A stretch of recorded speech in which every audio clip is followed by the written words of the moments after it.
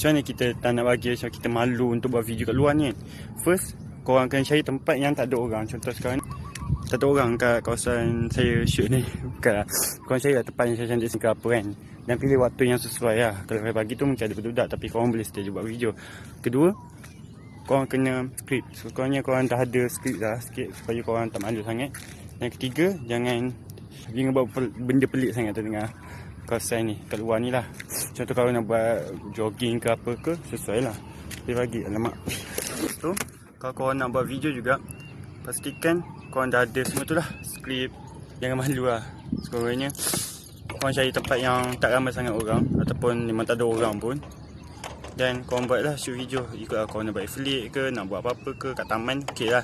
Taman, tempat permainan, mall, macam tak susah sangat tengah ramai orang. Kat mana je? Ya, tempat yang tak ada ramai orang ke, ikutlah korang. Okay, jom. Bye.